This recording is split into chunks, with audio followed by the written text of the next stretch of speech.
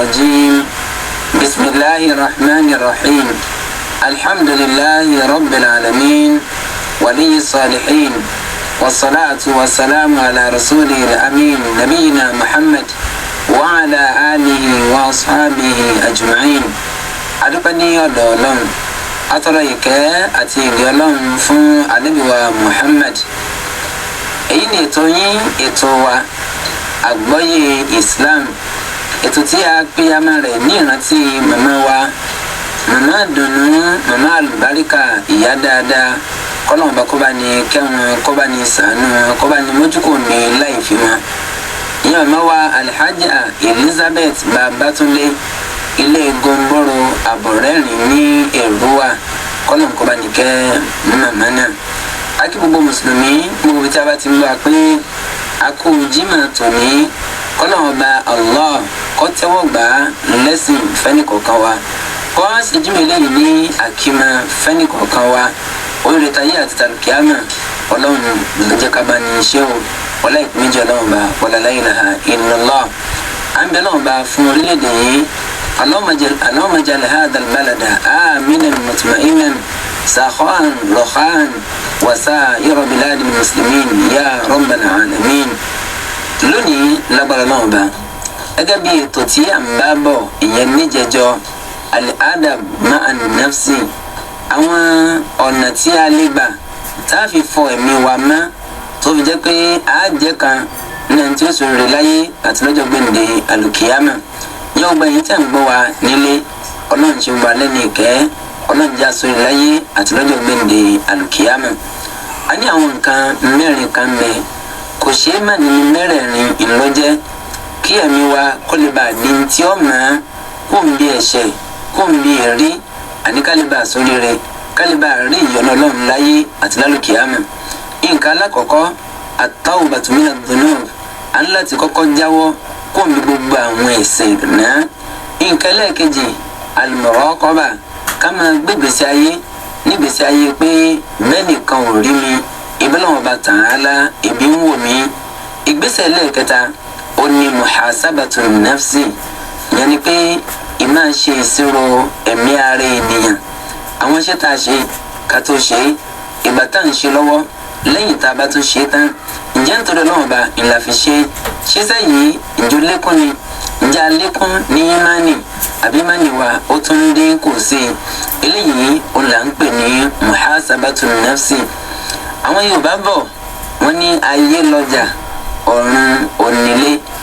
ìyẹn ní pélé ayé tá a wà yìí, iṣẹ́ òǹlàwá sí nílé ayé yìí, àwa jọ́sìn fọlọ́run ọba subhanahu wa ta'ala ni. Tàbá wa mọ̀ báwọn ajẹ́pẹ́lẹ́ ayé lọ́jà bí a ṣe máa ń wí, ẹnìkan ò ní lọ sọ́jà àfikún jẹ́ pé yóò ní ntọ́fẹ́ tà àbí ntọ́fẹ́ rà. Ṣùgbọ́n gẹ́gẹ́ bí mùsùlùmí, ilé ayé wa yìí á wo ìjọsìn ìtọ́lọ́mọba tó gbé fún wa tó pa ní dandan, á rí gẹ́gẹ́ bí àkòrí owó wa, yẹn ni pé kápítà, owó tá a fi dára wa lókòwò. Àwọn náfìlà èyí tá à ń bá ń ṣe lẹ́yìn àwọn ọ̀ranyàn, àwọn fàdáìl, àwọn àṣegbọ́rẹ́ èyí tá à ń bá ń ṣe tá a fi ń wá ojú rí ọlọ́run ọba, náfìlà lájílòrò tá a yẹn ni, náfìlà tìyálẹ̀ta òun la ṣe ni, àwẹ̀ tàtàwà ìlàgbà ni, ájì lẹ́yìn ájì, òmùra lẹ́yìn òmùra ìtọ́jẹ́ ọ̀ranyàn. Gbogbo tá à ń bá ń ṣe báyìí lára àwọn àṣegbọ́rẹ́, lára àwọn ìní, lára náfìlà òun lè jẹ́. Eléyìí la lè kà kún èrè lẹ́yìn àkórí owó èyí tá a ti kọ́kọ́ rí síwájú. Ṣùgbọ́n àwọn ẹ̀ṣẹ̀ tá à ń bá ń dá lóníranran, eléyìí ńlá lè pè ní bíi ṣọ́téèjì, èèyàn tajà kọ̀ wá jẹ́rìí bọ́ ọbẹ̀. Ẹni tó bá jẹ́ mùsùlùmí lójoojúmọ́ láàrin wákàtí sí wákàtí, á jẹ́ tó ṣe wípé a máa yí ara wa wò, ǹjẹ́ lẹ́nu ìgbà tílẹ̀ ti má yìí dáadáa mélòó òní mo ti gbé ṣe, lẹ́nu ìgbà tílẹ̀ má yìí èèyàn mélòó ni mo ti ṣe níjàmbá, èèyàn mélòó ni mo ti ṣe ibi fún, lẹ́nu ìgbà tílẹ̀ má yìí ìran mélòó ni mo bá ní jàmáà. Ramadan ti lọ nítòótọ́, oṣù Ṣàbán, oṣù Ṣawal òun náà tó ti fẹ́ parí lẹ́yìn Ramadan. Nínú Ramadan ó ní iye Kúránì tí mo parí nínú Ramadan. Ramadan ti wá lọ àti wà nínú Ṣawal, Kúránì mélòó ló ti tún kà? Ìdí ojú kan ìdí ìrìkà ọ̀dà júzíù mélòó lóde tí mo ti parí?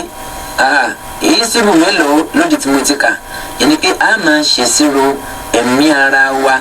kó tó di wípé wọ́n bá ní ṣèṣirò rẹ̀ wájú ọlọ́run tó bá dijọ́ gbẹdẹ àlùkìyámà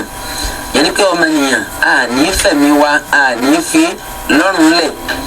a ní túra wa sílẹ̀ báwọn bí kò sí wípé gbogbo ìgbà lọ́sọ̀ọ̀sẹ̀ lóṣooṣù lójoojúmọ́ lọ́dọọdún a máa yẹra wa wò torí kíni kí ìṣirọ́sẹ́ wa kó lè bá fúyẹ́ púpọ̀ níwájú ọlọ́run tó bá dijọ́ gbẹ̀ǹde àlùkìyámà ni. eléyìí ní ọlọ́run bá subhanahu wa ta'ala onífin pa wá láṣẹ ìyẹn nínú suratul hashri ọlọ́run ní ya ayyuhal ladhina amanu ittaqullaha walitanzur nafsun ma qaddamat lighadin wattaqullaha innallaha khabirun bima ta'malun. ọlọ́run ní ya ayyuhal ladhina amanu ẹ̀yin tí ẹ gbà mí gbọ́ lódodo ẹ̀yin tí ẹ nígbàgbọ́ pé ìta bá ṣe láyé yìí kò lè mọ láyé nìkan àfi ká tún wá ṣe ìṣirò bá a ṣe ṣiṣẹ́ níwájú ọlọ́run tó máa jẹ́ ògbìn àlùkìyámà àlẹ́yìn tẹ́ nígbàgbọ́ yìí ittaqullah ẹ bẹ̀rù ọlọ́run ọba o ẹ kọminú ọlọ́run ọba o ní kọ̀kọ̀ ní gbangba bẹ̀rù ọlọ́run ọba. walitanzur nafsun ma qaddamat lighadin kó wá yín ẹ wá gbìyànjú ẹ wá wọn sẹ́ẹ̀rẹ́ wo ilẹ̀ fẹ́ taari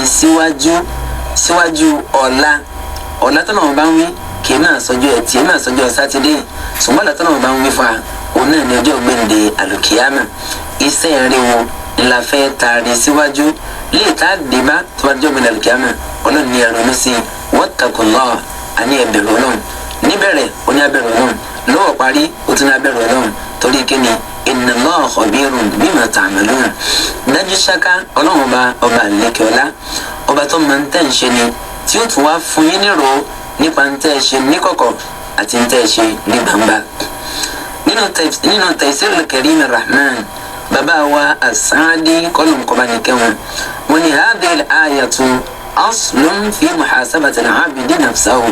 wọn ni àyàtà gbọ́ yìí ohun gángan ní ẹ̀rí lórí pé ẹ̀dá gbọ́dọ̀ máa ronú ó gbọ́dọ̀ máa ṣèṣirò sí ara rẹ̀ lójoojúmọ́ wọn ni àyà yìí ẹ̀rí pàtàkì lọ́jẹ́ lórí muhasabatu nafsi.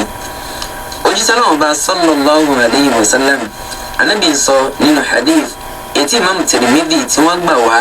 tí wọ́n sọ pé sanadu hadith náà ó dára púpọ̀ nínú hadith náà òjíṣẹ́ náà bá ń sọ fún mi pé al-kayyisu man dana nafsahu wa amila lima ba'da al-maut anábì lẹ́yìn tá a lè pè ní ọ̀jọ̀gbọ́n ẹni tá a lè sọ pé ọlọ́pọlọ jù ẹni tá a lè sọ pé orí ẹ̀ pé jùlọ onímọ̀ndà ní nafsahu ilé tó ṣe pé lójoojúmọ́ àwọn iṣẹ́ tí ń ṣe lójoojúmọ́ kó tó di pé yóò sùn yóò tàkàkà yóò máa ronú sí bó ń ṣe jí láàárọ̀ bó ń ṣe lọ bí iṣẹ́ bó ṣe dọ̀sán ìrọ̀lẹ́ àṣálẹ́ ti ìdálẹ́ yóò wá gbogbo àwọn iṣẹ́ tó ṣe ní dáadáa ìjọ tẹ̀wọ̀n ju tó ń ṣe láì dá lọ ẹni tá a lè pè ní ọ̀jọ̀gbọ́n ẹ̀dá onílẹ̀yìn wa amila lima ba'da al-maut alẹ́ ń tawí yìí ó tún ń ṣiṣẹ́ lẹ́ni lẹ́yìn tí ó ṣẹlẹ̀ lẹ́yìn ikú bẹ̀rẹ̀ láti inú sàárè tí ìdíjọ́ gbìdà kíámà tẹ́yìn ó fi lọ bí a sínú ọgbà àlùjánnà onídàra kọ́lọ́mùkọ́sẹ́ nìkọ̀ọ̀kan wa lọ́kàn nínú wọn tàbí tẹ́yìn ó fi wọná ọlọ́run ò má ṣe wá lọ́kàn nínú àwọn tí yọ wọná. wal ajizu ẹni tá a lè sọ pé ó kágara jùlọ nínú ẹ̀dá ẹni tó le jùlọ nínú ẹ̀dá ó ní man atba'a nafsahu hawa ìlànà tó ṣe pé ẹ̀mí rẹ̀ ó fi ń tẹ̀lé ìfẹ́ inú ara rẹ̀ ni ẹ̀ma ọlọ́run sọ báyìí ni ọlọ́run òróró àwa náà máa ṣe nígbà ọ̀bá yá tonti bẹ́ẹ̀ náà tonti bó ṣe ń dẹ́ṣẹ̀ tí ò ríṣẹ́ rí kankan tí ò ríṣẹ́ watamanna ala Allahi al-amani tonti bẹ́ẹ̀ náà ó tún lérò pé aláwọ̀ àlùjánnà ẹ̀yin tẹ̀rù pé nkí ni gan bóyá á síwájú yín wà àlùjánnà láti wá jọ́ gbẹdẹ àlùkìyámà ẹ̀yin tẹ̀yìn sọ pé kò sì ṣe nǹkan kan nínú iṣẹ́ irú ẹni báwọn ìfẹ́ nu òní ń tẹ̀lé ọ̀kadàgara ju ti kágara lọ níwájú ọlọ́run bàtà ara. tábàlà owó ìgbésí àwọn sọ̀hábà ridwanullahi alayhim Umar ibn Khattab ó ń gbà wá níyànjú nínú ọ̀rọ̀ rẹ̀ ó ní hasibu anfusakum qabla an tuhasabu kọ́ wá yín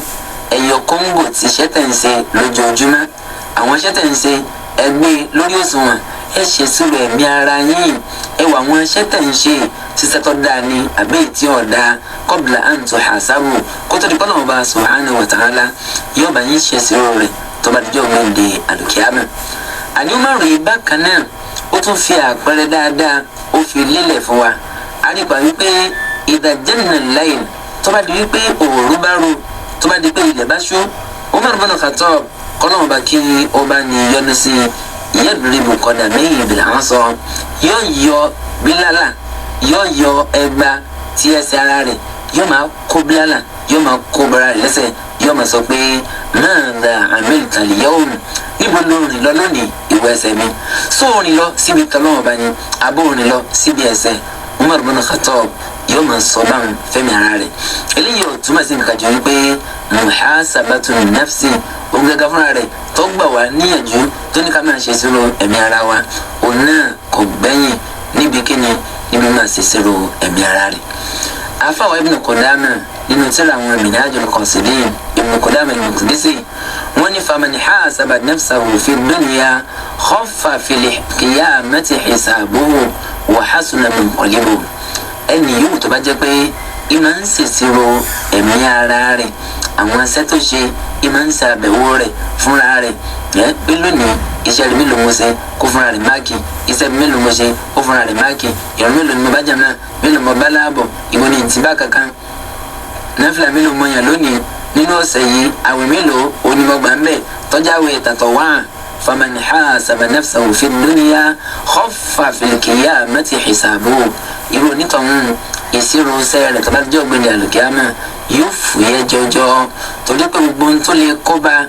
tó bá jẹ́ ògbéni àlùkìyámà gbogbo ẹ̀ ló ti ta yíyanjú òun náà ti wo ibi tó ń wí kìí sí ibi tó ń dẹ̀ sí ó ti yẹ̀ wò ó ti túnra rẹ̀ ṣe. alonítọ̀hún wa hasuna munqalibuhu ibùsẹ́rẹ́sì rẹ̀ tó bá jẹ́ ògbéni àlùkìyámà yóò jẹ̀bi tí ó dà púpọ̀. ṣùgbọ́n waman amala al-muhasabata gbogbo ẹ̀dá tó bá ṣe wípé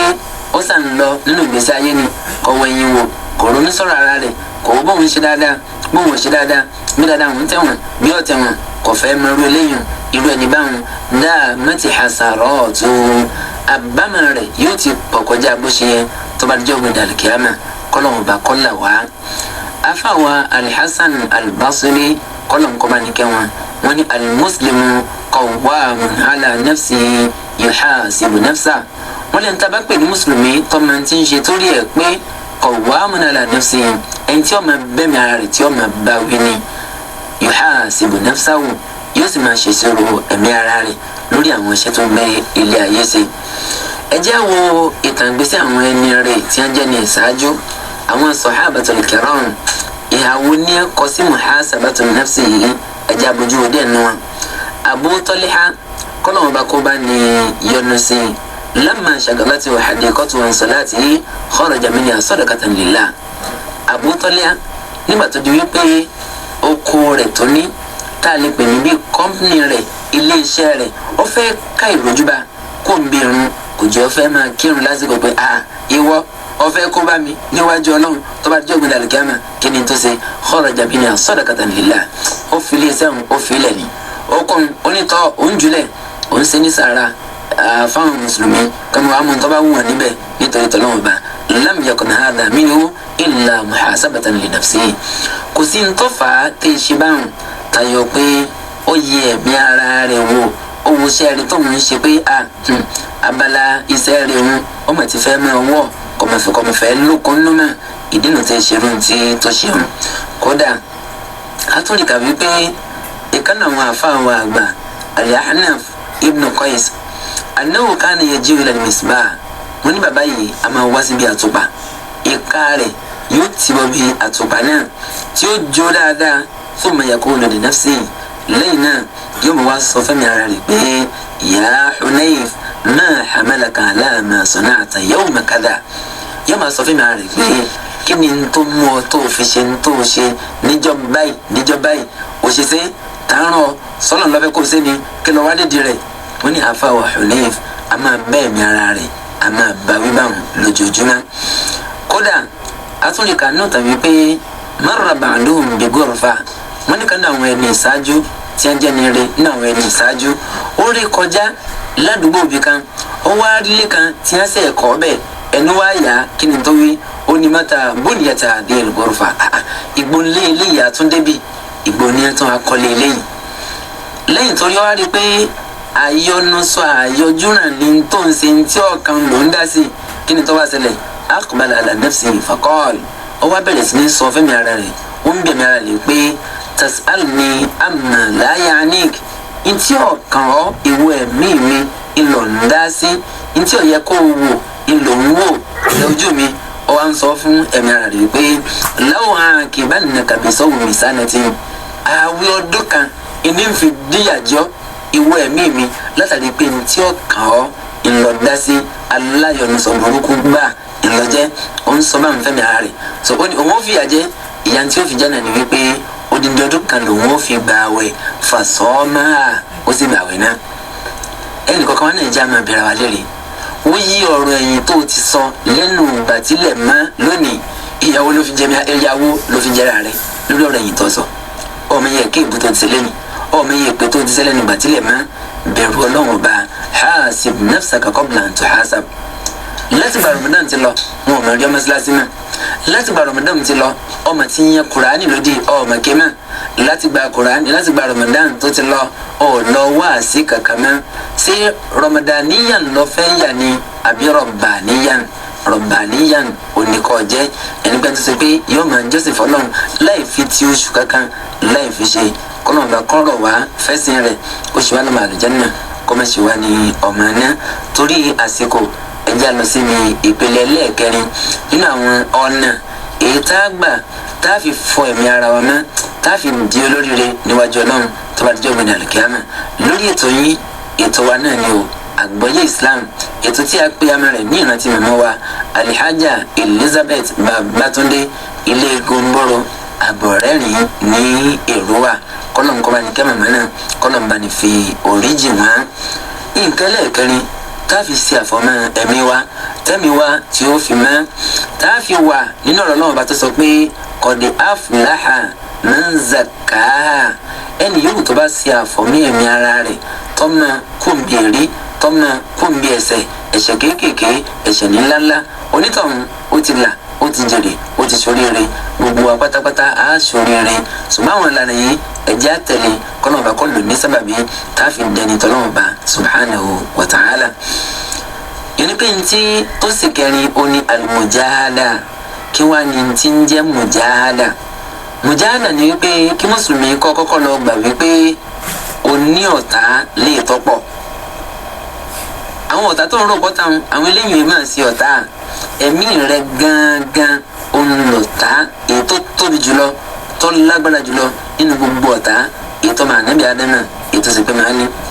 látàrí pé ẹ̀mí inú àdámà tiẹ̀ ní wípé mayyalatun ila sharr ìtì máa fì tí máa tẹ̀ lọ síbi aburú ilẹ̀ mi jẹ́ farraratun minal khair ìtì máa ń sáàkú òbí dáadáa ẹ̀mí ìfẹ́ kéèyàn ṣe dáadáa àfi kéèyàn já ara rẹ̀ gbà mẹ́mí ara èèyàn lọ́wọ́ ammaratun bisu àní ẹ̀mí wáyé ntí máa ń pani láṣẹ kéèyàn ṣàìdá olèmí ńlọ́jẹ́ ló fi jẹ́ pé nusratu Yusuf imratul aziz lára àwọn ọ̀rọ̀ tó sọ ni pé wa ma ubarri'u nafsi ìfẹ̀mí ara mi mọ́ o ìsọ wípé mo dá o ṣùgbọ́n torí pé inna an-nafsa la'ammaratun bisu torí pé ẹ̀mí wa tá a rí ntí máa ń pani láṣẹ kéèyàn ṣàbúrú kéèyàn ṣàìdá ilẹ̀mí ẹ̀mí ò ní fẹ́ kọ́ yan náfìlà lóru ntẹ́mi fẹ́ ni àdáhàn kọ́sá jókòó kalẹ̀ ntẹ́mi fẹ́ ó ní sinmi kọ́sá máa gbádùn láì ṣiṣẹ́ kó o sì máa jẹ ẹ̀mí ò ní fẹ́ kó o ṣiṣẹ́ ṣùgbọ́n yóò fẹ́ kọ́ ọ là yóò fẹ́ kọ́ ọ kọ́lé yóò fẹ́ kọ́ ọ ra mọ́tò bóò ní gbogbo lè ṣe fẹ́ ṣẹlẹ̀ láì jẹ́ gbogbo ya ìyẹn ní sẹ́kàn gbòógì lọ́wọ́ àníṣe ẹ̀mí wa yìí tọrọ gàbò fìlìbàtọ́ náà ìtì máa fẹ́ kọ́ sájókòó ni tí ò ní fẹsẹ̀ kankan ṣe sájókòó ọmọ jẹ ọmọ mu ọmọ sùn ìtẹ́mi ti máa wà nù àwọn adùnkádùn èyí tó lè kóyàn jẹ̀bi tó lè kóyàn jìyà níwájú ọlọ́run tó bá jẹ́ òmìnira kẹrin gbogbo àwọn nǹkan wọ̀nyí pátá òun lè mí wá ìní máa wá tó wá jẹ́ pé bẹ́ẹ̀ mi ṣe wá rí nìyí àjẹ́ wípé ó ti dandan fún mùsùlùmí ayùjá ìdánilẹ́fsáwò láti gbógun ti ẹ̀mí ara rẹ̀ ẹ̀mí tí ó fẹ́ kó ṣe dáadáa gbógun ti ẹ̀mí tí ó fẹ́ kó tẹ̀lé àṣẹ Ọlọ́run bá gbógun tì, ẹ̀mí tó ṣe pé kó sá máa mutí, kó máa jalè, kó máa ṣe sìnà, kó máa dà lóru, irú ẹ̀mí tí ń bẹ nígbà yà tiẹ̀ nù, irú ẹ̀mí ẹ̀tọ́ rẹ̀ ní pé kó gbógun tì. nínú ayé al-Qur'an inú suratul Ankabut ọlọ́ni walladhina jahadu fina lanahdiyannahum subulana wa inna Allaha lama'al muhsinin. ọlọ́ni gbogbo àwọn tí wọ́n bá ń làkàkà, tí wọ́n bá ń gbìyànjú, tí wọ́n ń sáyà lórí àti tẹ̀lé ìlànà Ọlọ́run, lórí àti mọ̀nà, lórí àti mọ̀ntọ́tọ́ láti lè bá a máa ṣe, ọlọ́ni nílò àwọn báwọn lanahdiyannahum subulana gbogbo wọn pátápátá ìlàsì àmàna wọn ti wà lójú ọ̀nà ànímú ọkọ rẹ̀, ìmánì wọn yóò máa lékún ni, orí wọn yóò máa pọ̀ sí ni. wa inna Allaha lama'al muhsinin. dájúdájú Ọlọ́run ọba tí máa ń bẹ pẹ̀lú àwọn tí ń ṣe dáadáa, ó ń bẹ pẹ̀lú wọn, ẹni pé yóò máa dáàbò rẹ̀ bò wọn, yóò máa fi sọ̀rọ̀ sọ wọn, yóò máa kẹ́ wọn, yóò máa ṣíjú àánú wò wọn. wa inna Allaha lama'al muhsinin. ọba tí ń bẹ pẹ̀lú àwọn tí wọ́n ń ṣe dáadáa lọ́lọ́run ọba ìlọ́jẹ́. ẹni pé ẹnì kọ̀ọ̀kan wa á láti gbìyànjú bóun láti jára wa gbà mẹ́mi wa lọ́wọ́, ẹ̀mí tí ìfẹ́ ṣe dáadáa bóun láti fi dáadáa kọ́ tipátipá tó pé ọmọ ṣe dáadáa. ẹ̀mí wa kò ní fẹ́ kó ṣe sàrà fáwọn aláìní, kò ní fẹ́ kó ṣe dáadáa sáwọn aládùúgbò. bóun ló ṣe jẹ̀mí lógún lórí àti máa ṣe sàrà, lórí àti máa ṣe dáadáa, lórí àti máa tẹ̀lé àṣẹ Ọlọ́run, lórí àti jìnnà sí ntọ́lọ́mọba tí ó fẹ́. Imam Ali kọ́lọ́mọba kí ó bá ní yọ́nú sí i káti ẹ̀ tó lọ sí mi lẹ́yìn òjíṣẹ́ Ọlọ́run bá sallallahu alayhi wa sallam tó ti bó ti jẹ́ pé odidi súrà Ọlọ́run bá sọ̀kalẹ̀ ó pè ní súratul Fatihi. nínú súrà yìí Ọlọ́run wá ń fìdí ẹ̀ múlẹ̀ ń bẹ̀ wípé Ọlọ́run bá liyaghfira laka ma taqaddama min dhanbika wa ma ta'akhkhar. gbogbo àwọn ẹ̀ṣẹ̀ tó ti ṣe pátápátá ìlú òjíṣẹ́ Muhammad Ọlọ́run láti forí ẹ̀jọ́ kápò tún dáhùn ẹ̀ṣẹ̀ kan lọ́wọ́ gbẹ̀yìn Ọlọ́run láti forí ẹ̀ àti fi jì ọ́. tó ń ti bẹ́ẹ̀ náà ànábì òwúra rẹ̀ pé Ọlọ́run kò ti forí jì mí, ẹ̀ṣẹ̀ tó bá wù mí màmá dá, wá sí wù mí màmá sì gbèsè ayé mi. ànábì ò ṣe bẹ́ẹ̀, ó tún wá múra sí ìjọsìn fọlọ́run ọba sí ni, ìjọsìn ó tún wá lékan jọ̀rin lọ. màmá Aisha radiyallahu anha wọn lè jìṣẹ́ Ọlọ́run ọba sallallahu alayhi wa sallam ànábì a máa jí lọ́gànjọ́ òru lẹ́yìn tí yan náfìlà fọlọ́run ọba rẹ̀ débi pé ẹsẹ̀ rẹ̀ méjèèjì tó jẹ́ abẹ́yẹ gbogbo rẹ̀ ó sì wù kọ́rọ́ bọ́jọ́. àwọn wàá sọ pé tànú péré òjíṣẹ́ Ọlọ́run kí ni tó fẹ́ gbà lọ́wọ́ Ọlọ́run, ìbọ́lọ́run ti forí ẹ̀ṣẹ̀ rẹ̀ jọ, kí ni tó tún wá, àlùjánnà rẹ̀ ti dájú, kí ni tó tún wá, máa ra rẹ̀ lé mà bó ló ṣe wá jẹ́ ọkọ mi àfáà mi. àníbi ọmọ wa dáhùn wa lóhùn pé afala uhibbu an akuna abdan shakura, tí ìtùnú náà wá kí n fẹ̀mí ìmoore hàn, kí n dúpẹ́ fọlọ́run ọba. èyí mélòó náà ọba ṣe léyìí fún lẹ́yìn mi, ó yẹ kí n jẹ́rú tí ó mọ̀ pé dá tí ó nífẹ̀ẹ́ àti dúpẹ́ rẹ̀ fọlọ́run ọba. eléyìí mọ̀jáàdà ńlá ni, ìjẹ̀mí ara ẹni lógun òlélé ìjẹ́. kí ni ìwọ dà? náfìlà mélòó náà yàn lọ́gànjọ́ òru? dáadáa mélòó ìlú ti ṣe? ọmọ arànjú wọn ò ní àwọn pálásẹ ni Ọlọ́run gbọ́dọ̀ má ṣe ìwọ náà ti ṣe tiẹ̀, mélòó ló ṣe nínú tọ́lọ́run ọba? bó ti ṣe tọ́lọ́run tó wí gan bóyá ẹsẹ̀ tó tún dá tọ́lá wọn ṣẹ́ tà ń ṣe bóyá lọ ń gbà bí ọgbà ẹnì kankan ọmọ òjíṣẹ́ Ọlọ́run bá sallallahu alaihi wasallam ànábì ní ẹ lọ́mọ ẹjọ́ dá yín lójú kò sẹ́nì kankan tó yẹ pé iṣẹ́ rẹ̀ tó ṣe ìní ọ̀wà gbé wà lìjánnà onídàrà. àwọn sàbí ní sáà tí wọn ní òjíṣẹ́ náà ọlá tèmi náà illa an yatagammadani Allahu bi rahmatin minhu wa fadlin, àfitọ́lọ́ ń bá sànú mi lókù ló fi jẹ́ pé iṣẹ́ mi yóò gbé wà lìjánnà ní bó wà ní tiẹ̀. ànábì ní ẹwù iṣẹ́ rẹ̀ bó ṣe tó, ẹwù tó àbó ṣe pọ̀ tó, ẹwù jìnnà sí ẹ̀sẹ̀ rẹ̀ tánà bí jìnnà ẹwù bó ṣe tóbi tó, ẹwù bó ṣe pọ̀ tó, kí ni wọ́n ti dà, kí ni tó ti ṣe ní dáadáa ní dáadáa táwọn sàbí ti ṣe. Umar bin Khattab lára àwọn tí wọ́n fún lóòdù ní kó wọ́n wà lùjánà ni wọ́n tẹ̀sẹ̀ mú kátí bá ń bẹ́ nínú àlùjánà báyìí tẹ̀sẹ̀ kejì ọ̀bá tí kò sínú rẹ̀ ẹ̀mí ìwọ̀n ò tí balẹ̀ nípa pé sóhun ó sì wà lùjánà àbí wọn wà lùjánà. Umar náà ní àwọn tí wọ́n ti fún ní lóòdù ní pé àfàìkú rẹ̀ lò ní wà lùjánà. Umar bin Khattab ńlọjẹ́. Imam Ali kọ́nà bá kí ó bá ní yọ́nú sí ó ń sọ nípa àwọn sàhábà ridwanullahi alayhim ó ní wallahi لقد رأيت أصحاب محمد صلى الله عليه وسلم وما أرى شيئا يشبههم.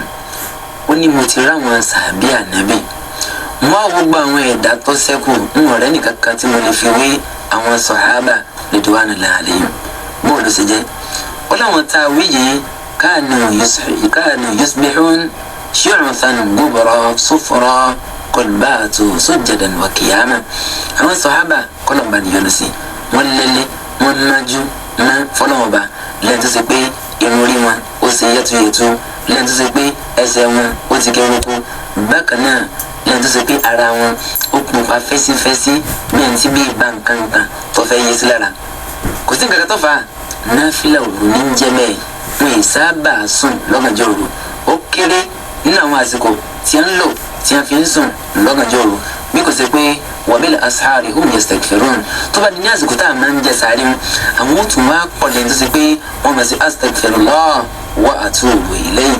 alámọ̀tàwí kí ni tí a ń ṣe lọ́gànjọ́ òru yatluna kitaballah kùránì ni a máa ń mójútó ní kíkà yurawihun bayna aqdamihim wajibayihim aláwọn táwí àwọn sọ̀hábà ridwanullahi alayhim bí wọ́n bá tiẹ̀ sinmi lórí gìgísẹ̀ wọn ni ìmọ̀nyí nígbà tí wọ́n bá dúró tán ra ti ro díẹ̀ àti nígbà tí wọ́n bá fi orí kanlẹ̀ káànù idha dhikrallah àwọn táwí yìí wọ́n máa ń rántí Ọlọ́run Ọba lóríṣiríṣi ní gbogbo ní tí wọ́n bá ń sì rántí Ọlọ́run Ọba létí wọn àwọn sọ̀hábà yìí yamidun magida shajari wọ́n tẹ̀ báyìí ni bí ìgbà tí igi bá tẹ̀ tàbí tẹ́gbọ̀n tó bá fẹ́ sí igi lulẹ̀ ìní pé bíbí ọ̀rọ̀ náà bá bí ṣe máa ń wà nínú ìgbà ìyá wọn tó. Abu Darda ìkànnì àwọn sàbí ìlú náà kọ́nà ń bá níjọ́ ní sí wọn ni lawla thalathun tí ò bá sí nǹkan mẹ́ta ni tí ò bá sí torí nǹkan mẹ́ta ni ma ahbabtu al-aisha yawman wahida ìgbà tí nífẹ̀ẹ́ sí kí n tiẹ̀ sẹ̀mí jọ́hóró kan nínú ayé nǹkan alákọ̀ọ́kọ́ ad-dama'u lillah bil hawajir kó gbé ọgbẹ́mí lọ́sàn-án pọ́nkárín lọ́sàn-án gan nítorí pé òfin tẹ̀lé aṣọ ọlọ́run ìnìpínlẹ̀ tó ń bá wẹ̀ wa sujudu lahu fi jawfil layl àní kí n forí kalẹ̀ fọlọ́wọ́ bá lọ́gànjọ́ òru nǹkan lẹ́ẹ̀kejì nu wa mujalasatu aqwam àti kí n jókòó ti àwọn èèyàn kan tó ṣe pé yantaqun atobibal kalam àwọn ọ̀rọ̀ tó dáa àwọn ọ̀rọ̀ tó dáa ilà wọn máa ń sà tí a máa ń sà yàn lè tó ṣe pé máa ń fi ń panu láàrin ara wọn ẹgbẹ́ bẹ́ẹ̀ ti ń jẹ èso bí sì máa ń sa ìsà èyí tó dáa ìdúpọ̀ àwọn sọ̀hábà ridwanullahi alayhim wọ́n jẹ́ nítorí wípé ìmọ̀ ń múra sí ìjọsìn fọlọ́ọ̀ba látàrí wípé ẹ̀mí ara wọ́n pinlẹ̀ tí kọ́kọ́ já lógun síwájú náà. Uwais al-Qarni èyí tí òjíṣẹ́ Ọlọ́run bá sallallahu alaihi wasallam tó sọ nípa rẹ̀ yẹn pọ̀ nínú Sahih Muslim pé ẹni Ọlọ́run bá ní kó ṣe alábàápàdé Uwais al-Qarni yà tọrọ lọ́dọ̀ rẹ̀ yóò ṣàdúrà fún ọ kọ́bẹ̀ lọ́run fún ọ so Uwais yìí ọjà tó ṣe pé ní gbogbo alẹ́ pátápátá ìmọ̀ ń fi yan náfìlà fọlọ́run Ọba subhanahu wa ta'ala ni àtàwọn bẹ́ẹ̀ bẹ́ẹ̀ lọ nínú àwọn ẹni rẹ̀ tí wọ́n jẹ́ ẹni ìṣáájú níta afẹ́ ká gbámọ́ ni wípé ẹ̀mí wa àbáwá gangan tó bá fẹ́ sórí láyé àti lọ́jọ́ gbẹ̀dẹ̀ àlùkìyámà á kún fún táwùbà á tùbá kó mi ẹ̀ṣẹ̀ á máa jẹ̀mí ara wa lógun á máa ṣẹ̀ṣẹ̀ lọ́wọ́ sẹ́tàn ṣe nílé ayé ìkẹ́lẹ̀ kẹrin máa gbégbèsè ayé mi gbà pé ọlọ́wọ́n bá ń rí ọ bí wò tiẹ̀ rí ọlọ́wọ́n bá bí yóò ṣe máa lálẹ́ tó nínú lágbára ọlọ́wọ́n bá tó bá di níjọ́ mẹ́jọ ẹ pàdé mi àti Dr. Sharaf lórí ètò ẹni tí ń gbé òkè gbélé tẹ̀ ń fi láǹfààní láti bọ̀ wá nílé òní Ọ̀pẹ́yẹmí Adéwálé olóòtú tó ní Alhaji Abdulrasheed Adéwálé ọmọ ẹ̀yìn ẹ̀sìn Islam Abdulrahman Ọlálẹ́kan Muhammad Al-Awwal títí ọjọ́ mẹ́jọ náà ma'as salama.